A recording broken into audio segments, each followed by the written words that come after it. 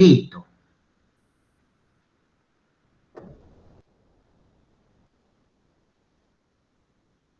¿Qué dices, Juan Damer? ¿Ya estás por ahí? ¿En qué puede estacionar mi compañero? Mi internet se ha entrecortado. Perfecto. A ver, Daniel Bernal Mena. Ok, adelante, adelante.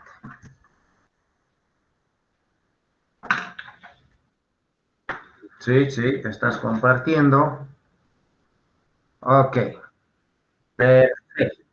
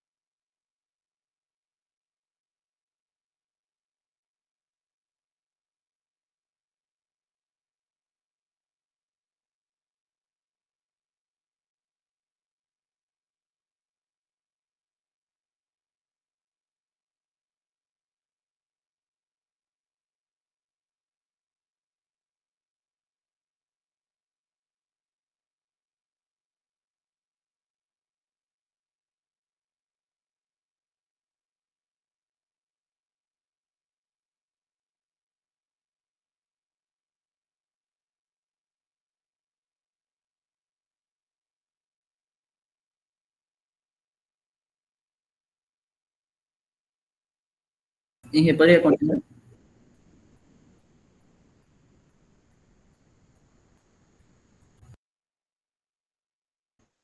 Inge.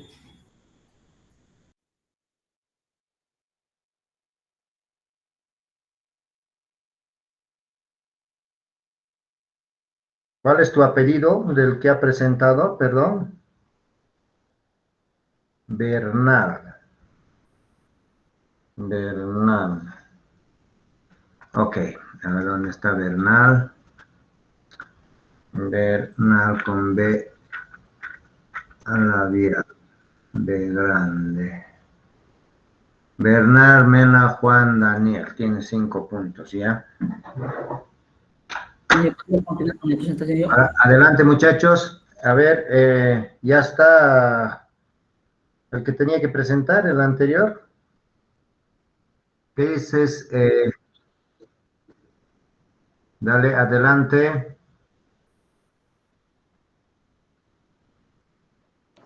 Sí, Inge.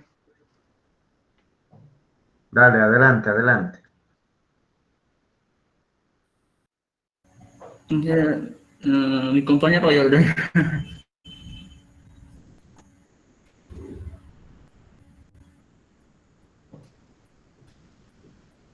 ¿Se logra aparecer mi pantalla? Sí, ahora sí, dale, adelante.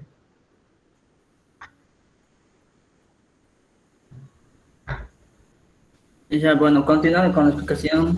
El anterior voy a terminar de resolverlo para A2 y A3. En la anterior clase terminamos de hacer para el A1, que sería en diferencial de superficie entre delta L3 y delta L2. Aquí básicamente haríamos las extensiones, la variación y el incremento, logrando así una parte de la gráfica de A1, como se ve en esta parte de acá. Ya logrando los incrementos de delta W3 y delta W2, pasamos a la fórmula del delta límite y lo reemplazamos delta W2 más delta W'2 más delta W3 más delta W'3 sobre diferencial de S1. El diferencial de S1 es el producto de delta L3 y delta L2. Un dato muy importante que deberíamos considerar es que delta S1 es igual a delta L2, delta L3 es igual a H2, H3, delta U2, delta U3. Lo que nos va a servir aquí para simplificar nuestra ecuación, ¿no? Y llegando así a 1 sobre H2 y H3 por la variación de F3H3 sobre la variación de U2 menos la variación de F2H2 sobre la variación de U3. Ya. Hicimos para la 1, para la 2. Hallamos para los demás de A2 y 3. Sería, en el anterior hicimos entre F3 y F2. Ahora haremos entre F3 y 1. Estamos haciendo en sentido antihorario, que sería de derecha a izquierda. En el borde inferior tenemos en delta L1, logrando integrar se hace menos F1 por el incremento de L1.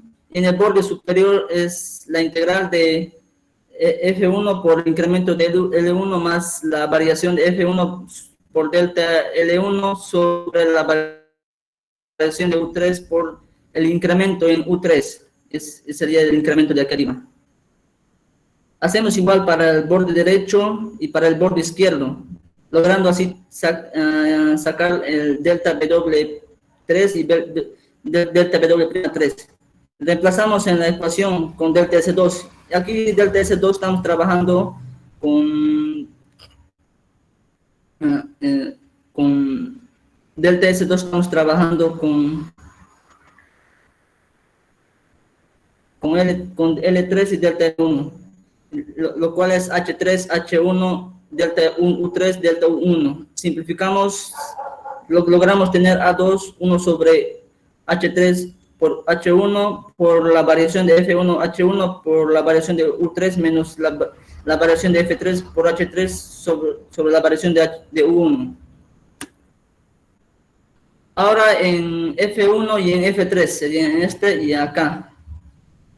La diferencial de S3 es igual a A3 por delta L1 por delta L2 es igual a A3 H1 por H2 por delta 1 por delta 2. En el borde inferior logramos apreciar la integración de delta W1 F1 por delta L1. En el borde superior tenemos la integral, la cual sería delta W'. En el borde derecho logramos apreciar como estamos en sentido anterior, el signo sería negativo. Y el borde el delta prima 2, lo cual sería el incremento. Le desplazamos, sustituimos en la ecuación del límite, logrando simplificar los deltas y los incrementos, logramos obtener A3 sobre H1 por H2 por la variación de F2 por H2 por la variación de E1 menos la variación de F1 por H1 sobre la variación de U2. Ya tenían los datos de A1, 2 y 3. Reemplazamos, ¿no?, la ecuación de rotación de F. Logramos apreciarlo acá y de forma determinante expresamos en A1, A2, A3 por la variación de 1, 2 y 3. También se puede expresar esta ecuación por rotación de F por nada por F. Para coordenadas cilíndricas y esféricas. En coordenadas cilíndricas y esféricas es casi similar, pero con las coordenadas en cilíndricas sería rho, phi y z, y en el esférica sería r, θ y phi. Con el eje del cilindro circular tomamos el eje z de la perpendicular del cilindro que se designa por r y el ángulo que se acumula es phi. Como hacemos en coordenadas rectangulares, lo mismo hacemos en coordenadas cilíndricas, pero con sus coordenadas apropiadas.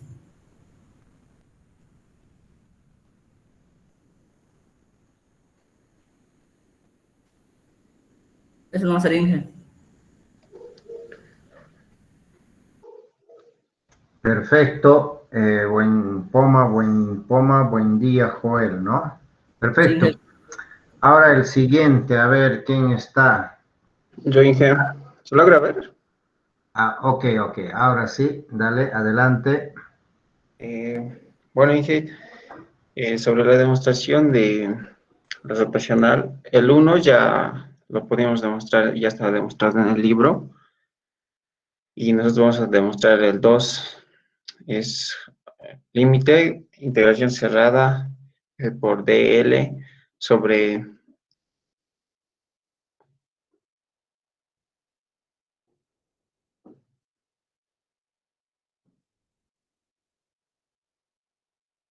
Inge, ¿me escuchan? Adelante. Te estamos escuchando. Ay, como decía, esto es delta por S sobre 2 y delta por W sobre 3 igual a F. Eso lo pude demostrar en una gráfica, yo lo hice, una gráfica auxiliar, está en mi cuaderno, no lo pude agregar. Como nos ha mostrado el compañero igual, es la misma gráfica y seguía el mismo algoritmo que el 1 y llegué a la misma demostración que está en el libro, me salió lo mismo. El límite, igual los reemplacé todos los datos que tenía. Aquí tenemos W sobre 3 más delta sobre W sobre 3 más delta W sobre 1 más delta W sobre 1. Y los reemplacé todos los datos que pude hallar con la gráfica y llegué a esto y luego pude demostrar la rotación 2 que apreciamos que es esto, y para la rotación 3 en coordenadas rectangulares también es el mismo algoritmo. Haciendo un análisis, solo es un algoritmo que le repite un número de esto, de delta W sobre 2 Es el mismo algoritmo que igual seguí para asegurar que he hecho bien la demostración. Y llegué en conclusión rotacional F, y llegué al mismo. Y, y aquí está lo que está en el libro, llegué al mismo. Y en coordenadas esféricas solo pude investigar, no pude demostrar. Pude encontrar en internet. Y sí estoy seguro que es esto, porque vi en hartos videos que solo demuestran esto, coordenadas esféricas. En coordenadas cilíndricas es lo mismo, pero cada uno tiene sus coordenadas como phi, z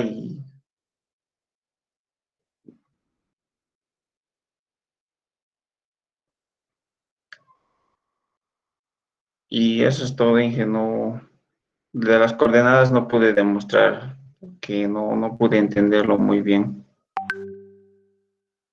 Ok, perfecto. Dame. Pero en resumen, Inge, esto es un algoritmo que el mismo, si hacemos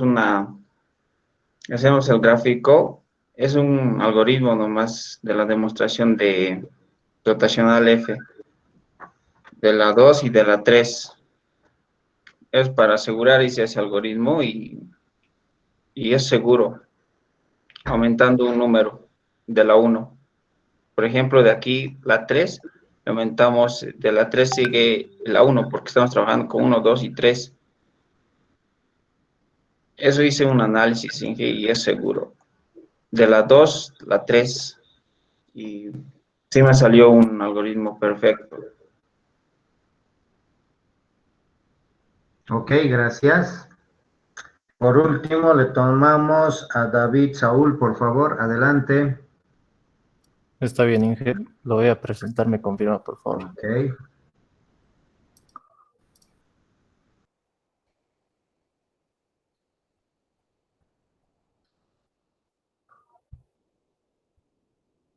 ¿Se puede ver? sí, adelante. Ok. Bien, vamos a partir desde donde era la tarea en realidad, que era a partir de aquí, que esto, hasta aquí se había llegado en el libro y directamente se pasaba que el resultado era este. Pero más que todo en que lo que yo me voy a enfocar es realizar desde esta parte de aquí, porque el libro lo hace de una manera directa.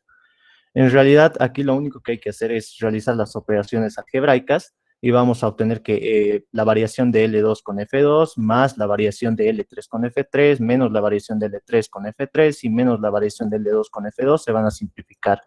Y luego automáticamente nos va a quedar esto.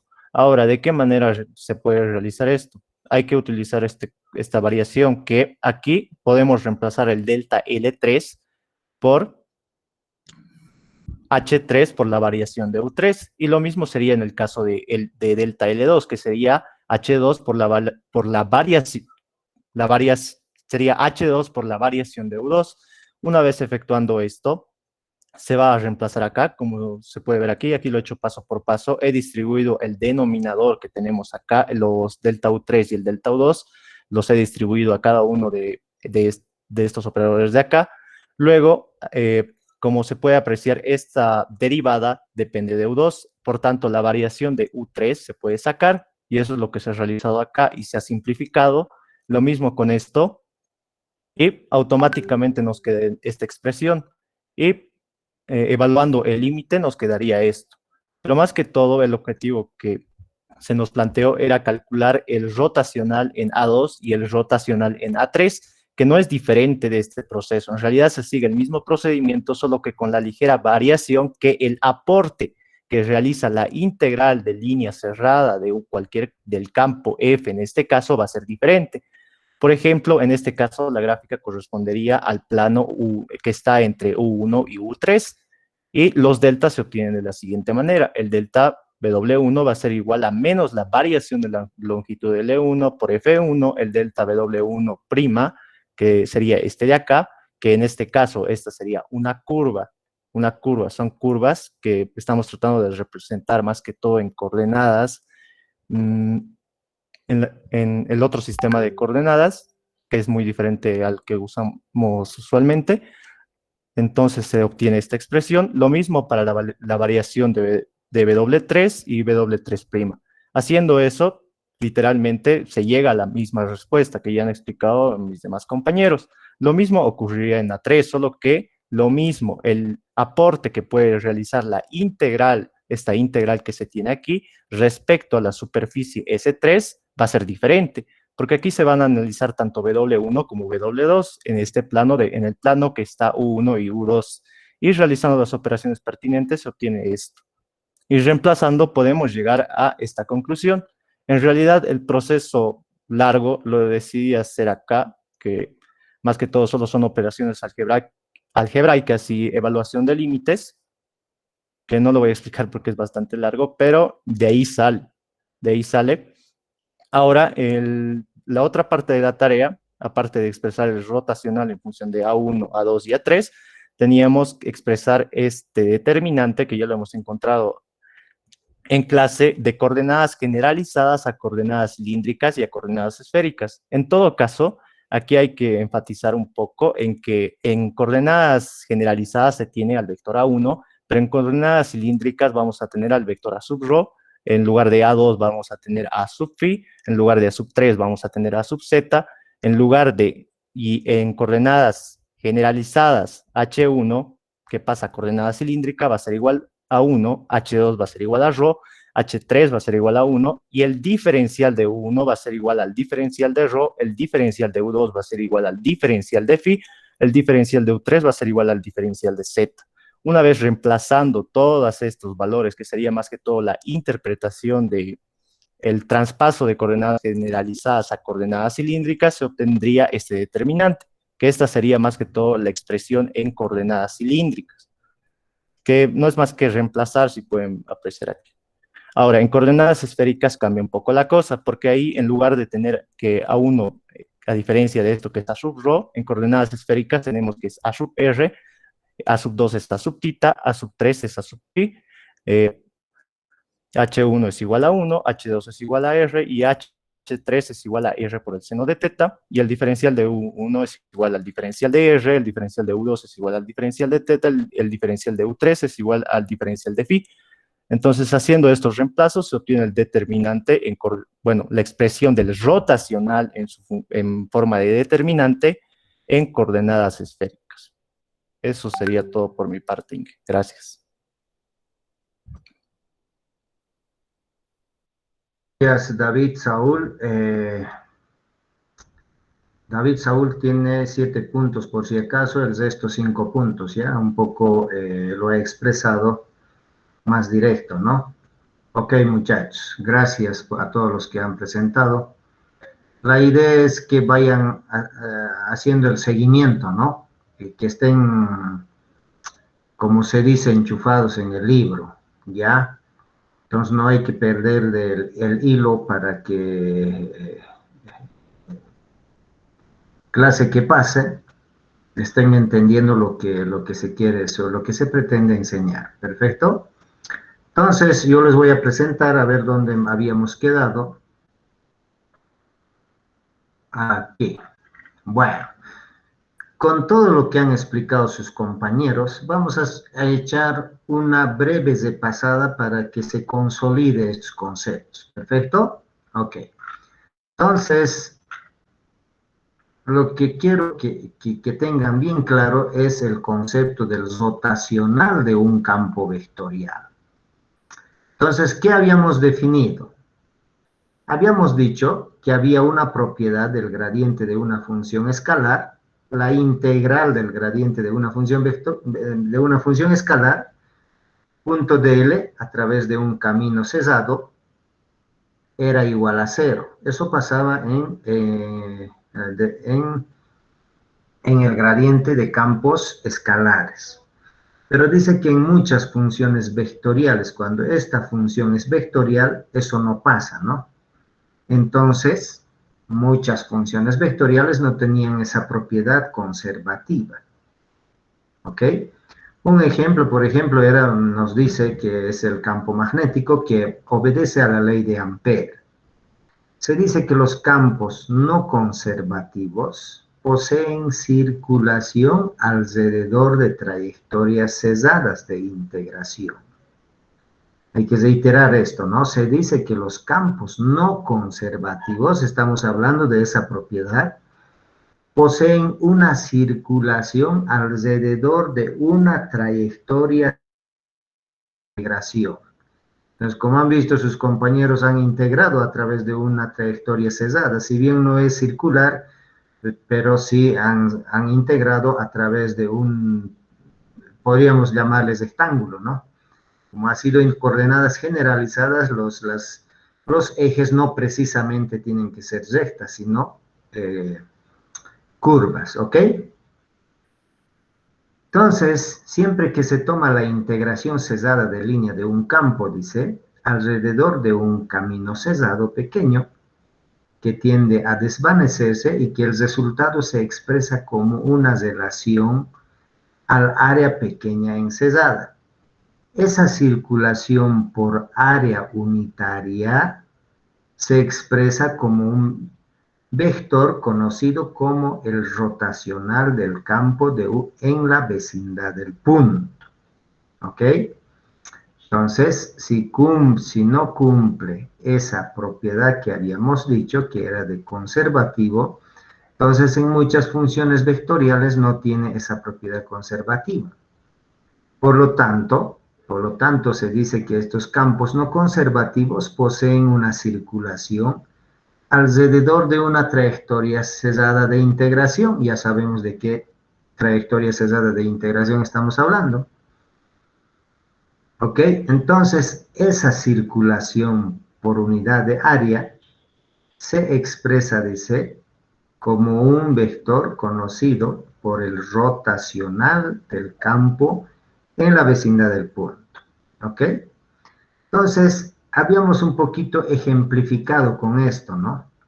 Si tenemos un campo vectorial de velocidades, de manera que las velocidades en la superficie es mayor que en el lecho del río, en esto estamos hablando del lecho de un río, las velocidades en la superficie es mucho mayor que en el lecho, o en el profundo del río. Entonces, si tenemos ese campo vectorial, obviamente, si esta ruedita de paletas ponemos en esa posición, esto va a empezar a girar. ¿Ok? Va a empezar a girar. Entonces, como resumen, habíamos dicho, a esta ruedita ya sabemos que está girando en un sentido. ¿Quién lo hace girar en ese sentido? Es el campo vectorial de velocidades, ¿no es cierto? ¿Por qué? Porque simplemente la velocidad en esta parte es muy mayor que en la parte inferior, por ese solo hecho, ¿no es cierto? Entonces esto va a girar. Entonces dice que el vector rotacional se va a expresar obviamente a través de un módulo y una dirección. Entonces, ¿cuál va a ser la dirección? Aplicando la regla de la mano derecha. Los dedos tienen que circular en la dirección del movimiento de la rueda de paletas. Y el índice me va a indicar el vector rotacional. ¿Ok? Básicamente eso es. Entonces esto podemos estar indicando en una sola dirección. Por ejemplo, si en este caso el rotacional de B, ¿qué dirección va a tener? Va a tener entrando al papel que estamos explicando, ¿no? Como es un vector en general, siempre va a tener tres componentes. Eje 1, eje 2 y eje 3, ¿no es cierto? En este caso, como ejemplo, para un poquito que tengan claro la idea, es que estamos explicando en un solo eje. Entonces, el rotacional solamente tiene menos z en este caso, ¿no? Menos z, porque vamos a pensar entrando al papel, va a ser menos z y saliendo más z. Entonces, va a ser un vector rotacional en la dirección de menos z. ¿Ok? Entonces, obviamente, eso es lo que hemos tratado de expresar aquí, ¿no? El rotacional de B va a tener en la dirección de X, en la dirección de Y y en la dirección de Z. ¿Listo? ¿Por qué? Porque un rotacional es un vector. Y al ser vector puede tener en las tres componentes. Y obviamente eso hemos acomodado para coordenadas generalizadas, ¿no? En coordenadas generalizadas se utiliza A1, A2, A3, ¿no? ¿Ok? Primero habíamos demostrado solamente para la componente A1. Para la componente A1 porque en los tres ejes va a pasar lo mismo. Entonces el concepto habíamos definido así, ¿no? Habíamos definido así. Como ya nos ha explicado más adelante, esta integral, la integral cesada de línea f.dl sobre un delta S1, esta delta S1 es el que contiene este camino cesado, por si acaso. Por tanto, si esta delta S1 tiende a 0, también va a tender a 0 este camino cesado, ¿no es cierto? ¿Sí? Ese es el concepto del rotacional. Entonces, ya sabemos de qué camino cesado estamos hablando. El camino cesado es esta que está describiendo aquí, ¿no? Este que está describiendo, ese es el camino cesado. Por eso llamamos dirección de integración. O en todo caso, en forma esquemática de este concepto, es este. Primero hay un campo vectorial. En este caso, lo estamos llamando como F. Aparte de haber este campo vectorial, hay un camino cesado. Hay un camino cesado. Recuérdense del ejemplo de la ruedita de paletas, ¿no? Hay un campo vectorial de velocidades B, en este caso F por lo general, y además hay un camino cesado. Hay un camino cesado. Y ese camino cesado limita a una superficie. Entonces, toda este integral sobre un camino cesado, sobre su superficie que subtiende, ¿no? O que limita. Entonces, cuando el concepto del rotacional es un vector cuando delta S1 tiende a 0. ¿Ok? Entonces, aplicando la regla de la mano derecha, el vector rotacional va a tener esta dirección, ¿no es cierto? ¿Sí? Esta dirección. Perfecto. Y por lo general, para fines de simplificar, les he dicho que el vector delta S, yo puedo poner a este lado o a este lado, ¿no es cierto? Pero para simplificar, por lo general, cuando se trata con rotacional, se considera al lado del vector rotacional. ¿Ok? Perfecto. Entonces, la esencia del rotacional no estamos perdiendo, según este concepto que les he explicado para que no se pierda, digamos, el concepto. Bueno, básicamente eso es el concepto del rotacional. Si eso pasa en el eje 1, en el eje 2 también va a pasar lo mismo y en el eje 3. Y es el rotacional de F. ¿Ok? Entonces, como hemos hecho, ¿no? En vez de ponerle un camino circular como está aquí, para poder demostrar, nos hemos puesto un tipo, un rectángulo, podríamos decir. Tampoco es tan rectángulo, ¿no? Si vamos a considerar coordenadas generalizadas. En este caso, podemos considerar que el campo vectorial F tiene tres componentes, como están viendo aquí. Componentes en el eje A1, componentes en el eje A2 y componentes en el eje A3. En este caso, vamos a analizar un camino cesado que esté en estos ejes, ¿sí? En el eje A2 y en el eje A3. Entonces vamos a hacer este camino cesado. Y ya habíamos hecho, ¿no? Entonces, para ese camino cesado, habíamos demostrado esto, ¿no? Para ese camino cesado. Y lo que había que hacer era completar para las dos otras, ¿no? Simplemente eso va a cambiar esta superficie, ¿no? En vez de estar aquí, estará aquí, o estará aquí. Entonces, tenían que demostrar que evidentemente este rotacional del campo vectorial F era esta expresión, ¿sí? Yo creo que les ha quedado claro que sus compañeros sí también de alguna manera han llegado a esta respuesta. ¿Ok? Perfecto. Una vez que llegamos a esta respuesta, haciendo algún análisis algebraico, llegamos a la conclusión de que este resultado del rotacional de F precisamente había sido una determinante. Una determinante. Entonces, el rotacional del campo vectorial F era esta determinante. Y en coordenadas generalizadas se escribía así.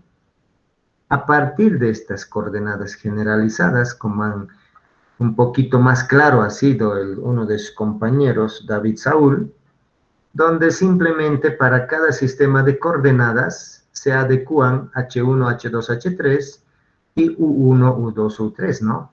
Simplemente en coordenadas rectangulares, por ejemplo, H1, H2, H3 son todos iguales a 1, y A1 es X, A2 es Y, A3 es Z, ¿no? Y listo, se reemplaza aquí y ahí está. La misma historia tenían que haber hecho para coordenadas cilíndricas, H1 cuánto era, H2 cuánto era y H3, y lo mismo A1, A2, A3. ¿Ok? Entonces, básicamente eso era. Y por otro lado, también un poquito analizando esta determinante, si se fijan, la segunda fila es básicamente el operador nabla o del, ¿no? La variación con respecto de X, con respecto de Y y con respecto de Z es el operador nabla. Y la tercera fila es simplemente las componentes de un vector, de un campo vectorial, ¿no? Fx, Fy, Fz. Por lo tanto, como es un producto cruz esta determinante, es el producto cruz ¿de qué? Del operador nabla, cruz F, ¿no? Como están viendo. Entonces, de aquí en adelante podemos llamarlo rotacional de F, o que va a ser lo mismo llamarle rotacional de F por este simbolismo. Nabla cruz F, ¿no? ¿Ok? Perfecto. Hasta ahí habíamos quedado. Bueno. ¿Qué más? A ver, aquí hay un ejemplito rápido, ¿no? Entonces, siempre hay que tener en cuenta en qué sistema de coordenadas nos vamos a ubicar, ¿no? Porque no solamente es agarrar el rotacional de un campo vectorial. En teoría de campos vamos a utilizar el rotacional del campo magnético, del campo eléctrico, ¿no es cierto? Entonces, tenemos que ubicarnos en un sistema de coordenadas. Por ejemplo, si aquí nos dice encontrar el rotacional de este campo vectorial G, obviamente si nos da estas coordenadas, estamos seguros que nos están dando en coordenadas rectangulares, ¿no? Entonces, por ejemplo, esto es, podemos directamente, si nos dicen hallar el rotacional de G, la primera fila se ponen los ejes a X, a Y, a Z. La segunda fila es el operador nabla, pero considerando en qué ejes varía, ¿no? En este caso, por ejemplo, solamente tenemos componente en el AX, ¿sí? Y que es función de Y. Entonces aquí podemos ponerla en el eje X, ¿cuánto va a ser? Aquí dice, ¿no? Debido a que G solo tiene componente en X, dependiente de Y, entonces se obtiene esto. Entonces, si tiene componente en X, ¿qué vamos a hacer? Esto va a ser 0 porque no va a variar en función de X, ¿no? La variación con respecto de Y sí va a haber. y con respecto de Z tampoco. Y aquí tenemos la que va a tener un KY, ¿no? en X, ¿sí? Solamente es en KY. Y el resto de las componentes en X es KY, en Y es 0, en Z es 0 y listo. Y hacemos esa operación y listo, ¿no? Entonces el rotacional de cualquier campo vectorial se puede sacar, tanto en coordenadas rectangulares, cilíndricas o esféricas. ¿Perfecto? Y en este caso, por ejemplo, nos dicen encontrar el rotacional del campo magnético B, tanto dentro como fuera del alambre recto y largo que transporta la corriente estable I de la figura 1.16. Entonces, un poquito se estarán imaginando el ejercicio que habíamos resuelto, ¿no? Un conductor largo, había un campo magnético dentro del conductor que era directamente proporcional a Rho, y fuera del conductor que era inversamente proporcional a Rho, ¿no es cierto? ¿Sí? Entonces, si estamos hablando de ese escenario, el conductor largo se adecua perfectamente las coordenadas cilíndricas, ¿no? Entonces, seguramente tendremos que utilizar el rotacional de B para coordenadas cilíndricas. Esas las que ustedes los van a poner el rotacional en rectangulares, cilíndricas y esféricas, ¿no? Entonces van a agarrar esa fórmula y aquí van a hacer la operación. ¿Perfecto? Ok. Bueno, ¿qué más? Entonces aquí, a ver dónde está. Si se fijan,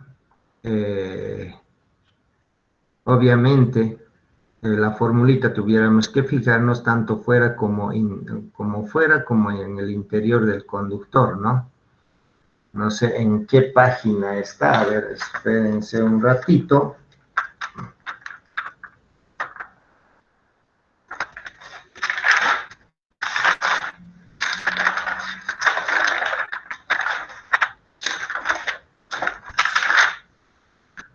Está en la página 21, ¿no? Está en la página 21 y en la página 21 y B sub 0 o B sub phi es directamente proporcional a Rho y para Rho menores que el radio y el campo magnético fuera es inversamente proporcional a Rho. ¿Ok? Entonces simplemente esa formulita del campo magnético le sacamos el rotacional y listo. ¿Ok? Perfecto, muchachos. Entonces, otra curiosidad, ¿no? Pueden decirlo al auxiliar que pueden resolver para ambos, ¿no? Tanto para afuera como para adentro. Eso es simplemente una aplicación, ¿no? Bueno, el otro teorema que a menudo se utiliza en la teoría electromagnética es el teorema de Stokes, ¿sí? El teorema de Stokes. Si tenemos un campo vectorial bien definida, dice, o sea, este campo vectorial nosotros vamos a utilizar campos eléctricos o campos magnéticos, ¿no? O en general está llamando F, un campo vectorial que esté bien definida. Entonces, la igualdad integral es válida para cada línea cesada L en la región. Vale decir que esta igualdad va a ser válida, dice. ¿Perfecto? Entonces, siempre y cuando que esta S sea una superficie limitada por esta L, ¿no? Esta S que esté limitado por esta L. ¿Perfecto?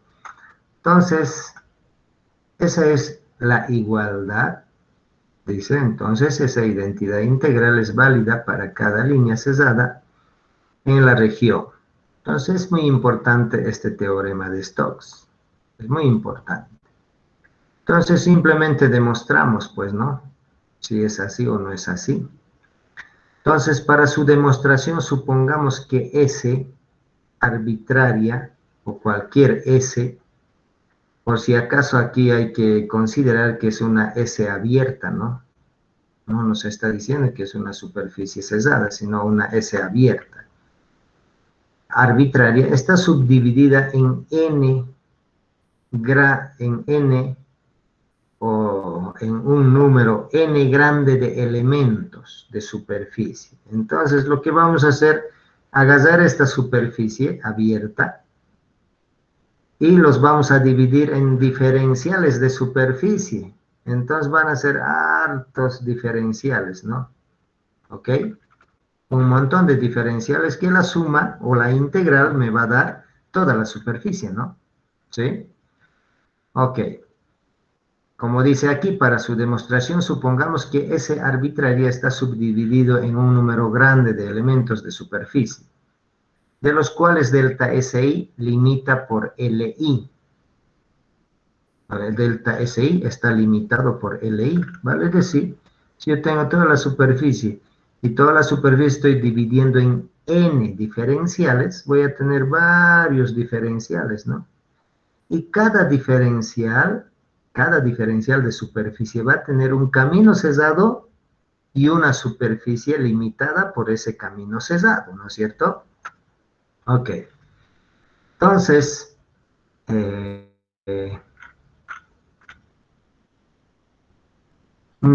es lo que vamos a hacer? Simplemente la integral de línea LI de ese chiquitito cesada f punto de L va a ser igual al rotacional de F sobre delta SI para un diferencial.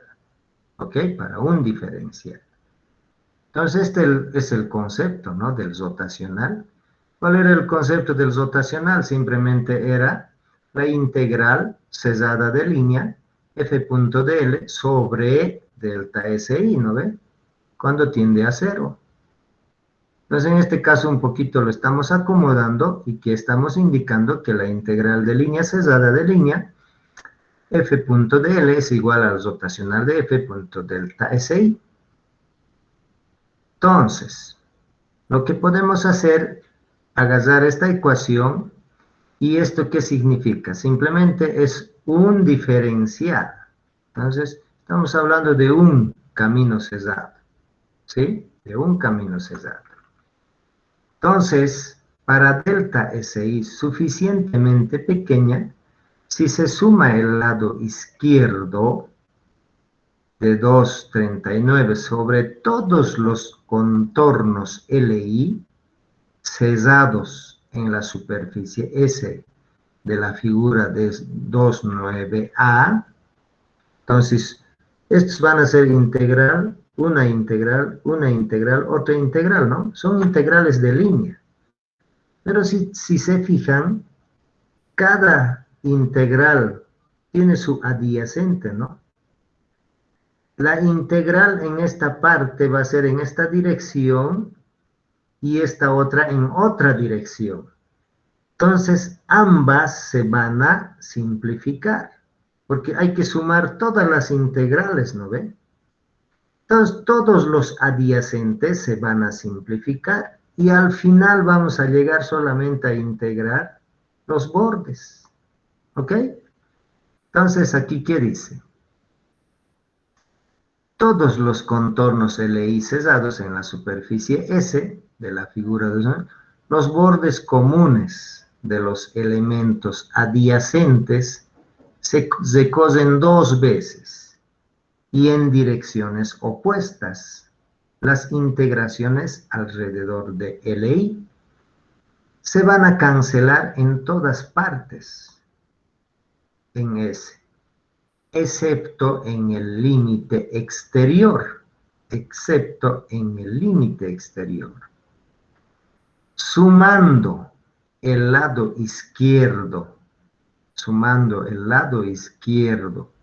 de 2,39, o sea, sumando esto en los n elementos infinitos, todos los integrales los sumamos, entonces eso me va a dar la integral de línea cesada f punto de L, ¿no?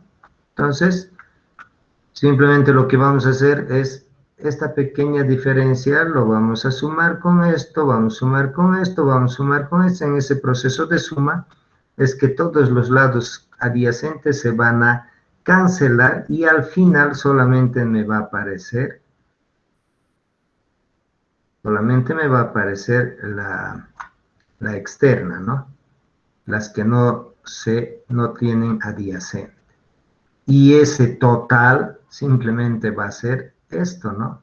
La integral cesada de línea a través de toda esta línea. ¿Perfecto? Ok.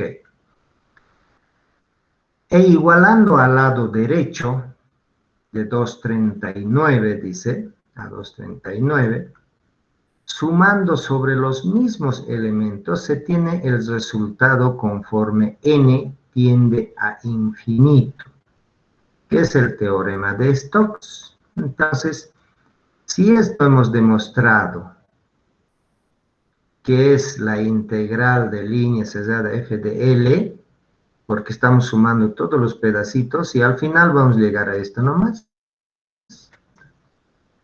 Y la mano derecha simplemente es la integral de superficie. En realidad, ¿qué estamos haciendo? Estamos igualando esto, ¿no? Si se fijan, aquí tenemos para un elemento diferencial. Entonces, la sumatoria de todo esto tenemos esto. F punto de L, que es toda la suma de los diferenciales. ¿Sí? Toda la suma de los diferenciales. Y eso es igual a la integral de superficie abierta del rotacional de f punto de S, según lo que nos dice el teorema de Stokes. ¿Ok? Perfecto. Entonces, como han visto, de esa manera es que se demuestra ese teorema de Stokes. Ahora, al igual que en la divergencia, pueden haber superficies o pueden haber singularidades en alguna parte de la superficie. Cuando hay alguna singularidad o alguna indefinición, como habíamos hecho en la divergencia, si en esta parte hay alguna indefinición, lo que simplemente hacemos es bordear con una otra superficie, ¿no? Como está haciendo aquí. Entonces, la integral de línea va a ser simplemente L1, L2 y L3. Entonces, L1, L2 y L3. ¿Por qué no se suman aquí? Porque cuando se va a integrar, uno va a ir por este lado y otro se va a integrar por este lado, se van a simplificar. ¿Ok? Por eso que simplemente dice L1, que es el perímetro, L2, que es el segundo perímetro de L2, y L3, y esto. No se consideran esta parte que hace un ingreso y salida, porque la integral va a ir por este lado y también por este lado se van a simplificar. De esa manera se desvinculan de un punto singular, tal como hemos hecho en la divergencia. ¿Ok? Perfecto, muchachos. Eso sería el teorema de Stokes.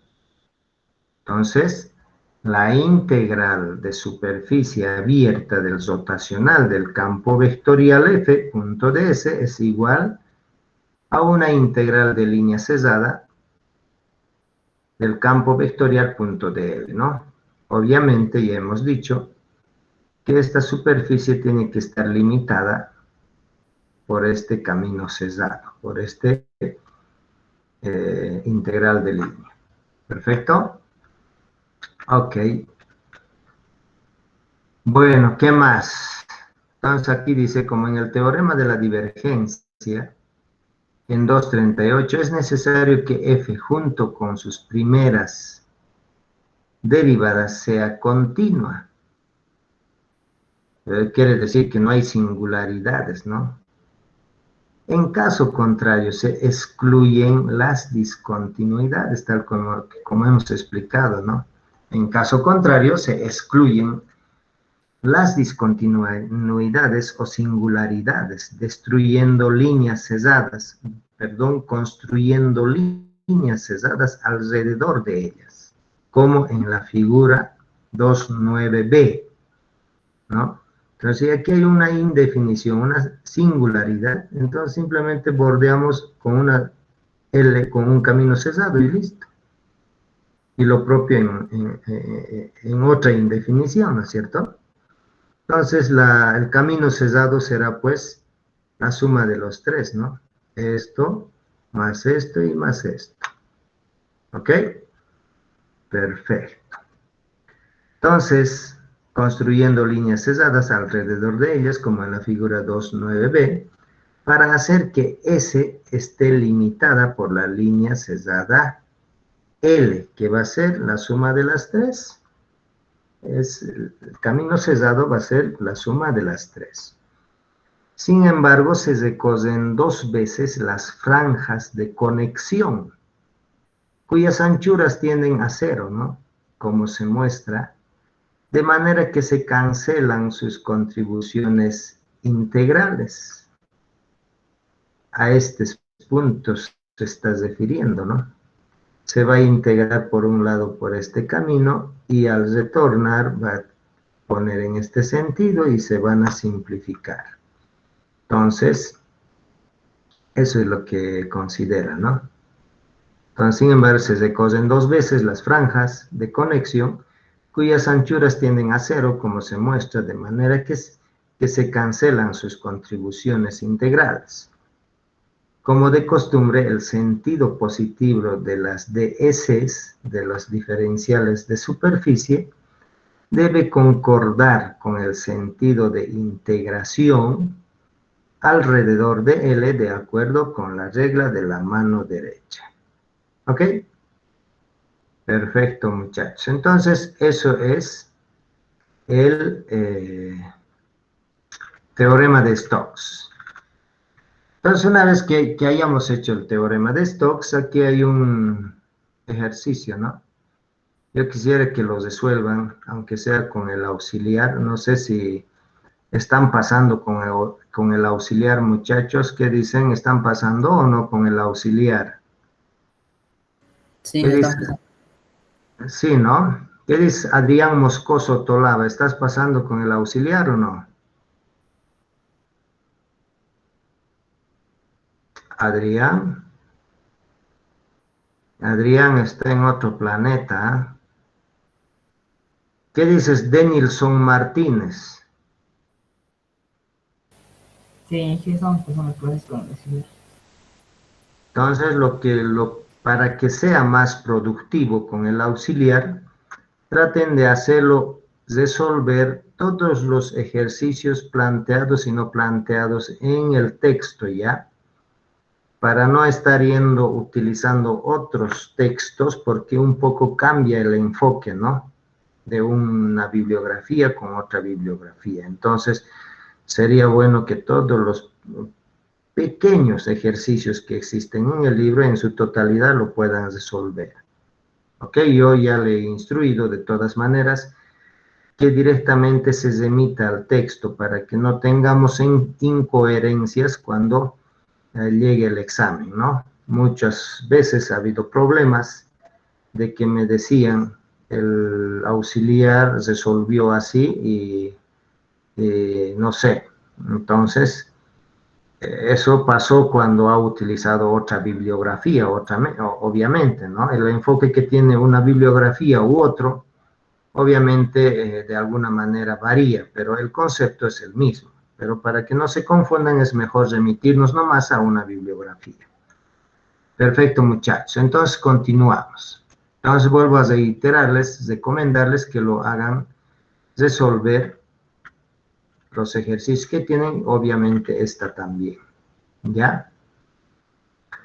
Entonces, bajo ese punto de vista, conociendo ya el concepto del rotacional y además el teorema de Stokes, veamos a las otras dos relaciones de Maxwell que nos faltó deducirlas en su forma diferencial, ¿no ve?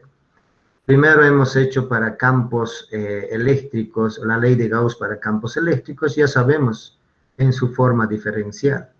También la ley de Gauss para campos magnéticos, ya sabemos en su forma diferencial. Lo que no hemos hecho es para la ley de Ampère y la ley de Faraday. Entonces, ya teniendo el concepto del rotacional, ahora sí vamos a poder expresarlos, esas dos ecuaciones en su forma diferencial. ¿Ok? Perfecto. Entonces, al igual que se utilizó en el tema de la divergencia, utilizamos el teorema de Stokes, ¿sí? El teorema de Stokes. ¿Qué dice el teorema de Stokes? Simplemente, después, primero vamos a partir para la ley de Faraday, ¿sí? La ley de Faraday, ¿qué dice? La ley de Faraday dice que E punto de L, un poquito vamos a escribir para que no se... La ley de Faraday dice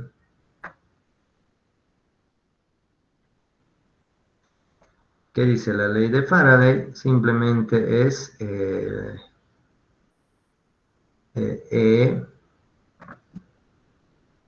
campo eléctrico. A ver, un cachito, no sé.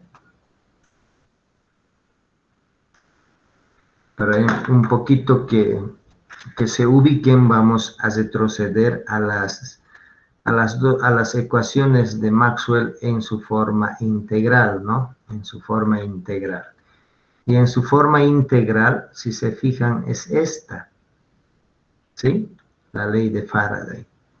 En su forma de integral habíamos descrito esta, que la integral cesada de línea del campo eléctrico punto dl era igual a menos la variación con respecto del tiempo de la integral de superficie B punto ds, ¿no? O el campo magnético punto ds. Entonces partimos de eso, ¿no? Partimos de esta ecuación. Entonces, si se fijan, aquí es esa la ecuación, ¿no? Es esa la ecuación. Entonces, obviamente lo vamos a hacer como el campo eléctrico es un campo vectorial, obviamente de vuelta indico que pueden ser en los tres ejes. Nosotros solamente nos vamos a abocar en el eje 1, que va a pasar también lo mismo en el eje 2 y 3. A ambos miembros lo dividimos entre delta S1. Delta S1. Cuando dividimos a ambos miembros no pasa nada. Ustedes ya saben, la ecuación no altera su forma. Entonces, si dividimos entre delta de S, cuando delta S tiende a 0, cuando este delta de S tiende a 0, ponemos un límite. ¿Qué va a ser esto? Va a ser el concepto del rotacional, ¿no es cierto? Esto va a ser el concepto del rotacional. ¿Ok? Y este lado, ¿qué va a ser? Si se fijan, esto es el campo magnético vamos a considerar que va a ser constante. Y es constante, este B va a salir fuera del signo integral. Entonces simplemente esta integral delta S1 de S va a ser delta S, ¿no? Delta S con delta S se van a simplificar y me va a quedar simplemente la variación con respecto del tiempo de B en la dirección A1. ¿Ok?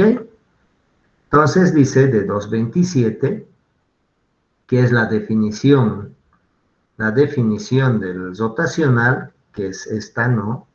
Cuando ponemos el límite, cuando delta S tiende a S1, lado izquierdo se hace rotacional de E en la dirección A1. El lado derecho denota la velocidad de disminución de la relación de flujo magnético a delta S1. Pero esta es precisamente la componente B1 en el punto P. Por tanto, el límite de 4, mejor dicho, de 2,42 se deduce a esto. Es lo que les había dicho, ¿no? Si ponemos al límite a este lado, esto va a ser el concepto del rotacional en el eje A1. ¿Y esto qué va a ser? Lo mismo A1 en la dirección A1. Esta integral delta S1, punto de S, simplemente va a ser delta S. B va a salir fuera del signo integral. Entonces vamos a quedar derivada parcial. ¿Por qué? Porque como el campo vectorial B1 o el campo magnético siempre va a ser un campo vectorial que puede tener los tres componentes. Por eso que se pone la derivada parcial, ¿no es cierto? Entonces al final va a quedar esto. Al final va a quedar esto. ¿Ok? Entonces la ley de Faraday en su forma diferencial es esto. En su forma diferencial es esto. Y que la relación, la componente A1 del rotacional de E con la velocidad de disminución de la componente A1 de la densidad de flujo magnético en cualquier punto. Entonces se deduce a, básicamente esta ecuación nos va a indicar la ecuación diferencial de la ley de Faraday. Y que nos indica, dice, por tanto, el límite de 2,42 se deduce a que la relación y que relaciona la componente de A1 del rotacional del campo eléctrico con la velocidad de disminución, porque es negativo, de la componente de A1 de la densidad de flujo magnético B en cualquier punto. ¿Ok? Entonces, la selección de la dirección asignada por A1 es arbitraria. La selección de la dirección asignada por A1 es arbitraria, lo que implica que también son válidas dos resultados semejantes. Dos resultados semejantes alineados con las direcciones de los vectores unitarios A2 y A3 e independientes de 2,43. ¿Ok? Entonces, si esto pasa en el eje 1, lo mismo el vector rotacional del campo eléctrico, en general van a tener en las tres componentes, ¿no? A1, A2, A3, rotacional en la dirección A1, del rotacional del campo eléctrico en la dirección 1, así sucesivamente, y además menos la variación con respecto del tiempo del campo vectorial B1, que también por lo general va a tener tres componentes: A1, B1, A2, B2 y A3, B3. ¿Ok? Entonces, esto sería en forma general la ecuación diferencial de la ley de Faraday. Entonces estamos agregando otro concepto del rotacional, ¿no? Ya después poco a poco se van a ir a dar cuenta por qué es rotacional, ¿no? En realidad hay algo que esté girando. ¿Perfecto? Ok. Entonces, esta ecuación, por lo general podemos llamarlo rotacional de E va a ser igual a menos la variación con respecto del tiempo de B. Y listo. Esto, rotacional de E es igual a menos la variación de B con respecto del tiempo. Y esto es la ecuación diferencial de la ley de Faraday, o en todo caso, ¿cuál sería la segunda o la tercera ley de la ecuación de Maxwell? ¿Ok? Perfecto. Si a esto más hemos puesto en su forma diferencial, solamente nos falta la ley de Ampère, ¿no? La ley de Ampère, que esto es la forma diferencial de la ley de Faraday, que expresa el rotacional del campo eléctrico, en cualquier posición. Es la rapidez de cambio del campo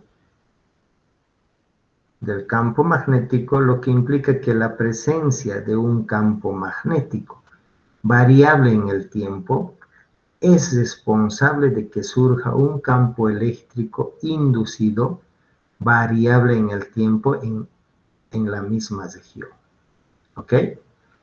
Entonces, vuelvo a reiterar, esta es la ecuación diferencial de la ley de Faraday. Del mismo procedimiento que hemos hecho, aplicando el concepto del rotacional, lo vamos a aplicar a la ley de Ampère. Y vamos a llegar a esto. ¿Ok? Entonces, la siguiente tareita ya aquí está explicado, ¿no? Pero yo quisiera que a manera de practicar también vayamos a demostrar, ya teniendo el concepto del rotacional, la ley de Ampère. ¿Perfecto? Ok. Entonces, esto sería la ley de Ampère en su forma diferencial. ¿Perfecto? Entonces dice, si los campos eléctricos y los campos magnéticos en el espacio vacío son estáticos, no varían en el tiempo, entonces esto va a ser cero, ¿no? Esto va a ser cero porque va a ser estático, dice el campo eléctrico. Entonces, en el espacio vacío de campos eléctricos y magnéticos estáticos, simplemente va a ser el rotacional del campo eléctrico y va a ser igual a cero, y el rotacional del campo magnético modificado por mu sub 0 es igual a J, porque esto es igual a 0. Entonces, por eso dice, ¿no? Relación del rotacional para campos estáticos de campo eléctrico y campo magnético. ¿Ok? Entonces, prácticamente ya hemos expresado las 4 ecuaciones de Maxwell en su forma diferencial. Y como resumen, tenemos estas 4 ecuaciones, ¿no? Estas 4 ecuaciones. Primero hemos demostrado estas dos, y después con el concepto del rotacional hemos demostrado esta y esta, por lo general. ¿Ok? Perfecto, muchachos. Entonces, hasta aquí hemos llegado. La siguiente, los vamos a ver las otras formas de las 4 ecuaciones de Maxwell. Entonces, la tarea está quedando pendiente, deducirla esta, ¿no? Deducirla esta, que prácticamente utilizando el concepto del rotacional se llega fácilmente a esto. Perfecto, muchachos. No sé si tienen alguna duda, alguna aclaración que hacerlos. Han quedado quietos, ¿ah? ¿Qué dices, Natán Roberto Atahuichi? Está todo claro, ingeniero. Ok, perfecto.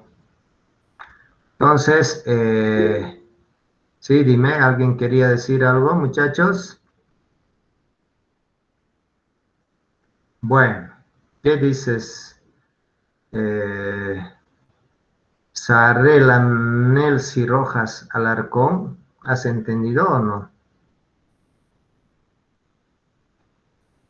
Sarela Nelsi.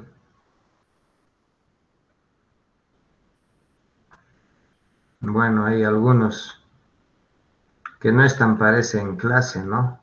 ¿Qué dices? Emanuel Alexis. Emanuel Alexis. Sí, Inge, todo está claro. Ok. Bueno, muchachos, entonces dicho eso, quedamos hasta aquí. Ya después vamos a ir un poquito más profundizando las 4 ecuaciones de Maxwell. Ya después va a ir poniéndose más fascinante, ¿eh? Hasta aquí tal vez un poco el tema del concepto de la gradiente, divergencia y el rotacional. Tal vez están viendo por qué llevamos, no sé, pero están viendo que se aplica en los conceptos de la divergencia y el rotacional para deducirlos, ¿no? Entonces es muy importante y además se está agregando otros conceptos más, se está enriqueciendo la expresión de las 4 ecuaciones de Maxwell. Entonces hasta aquí ya hemos expresado las 4 ecuaciones de Maxwell en su forma diferencial. Perfecto, muchachos, no les voy a cansar más, entonces nos vemos hasta la próxima clase y estamos quedando aquí. Perfecto, ok, muchachos, muy buenas noches, un buen fin de semana y nos vemos el martes. Hasta luego, muchachos.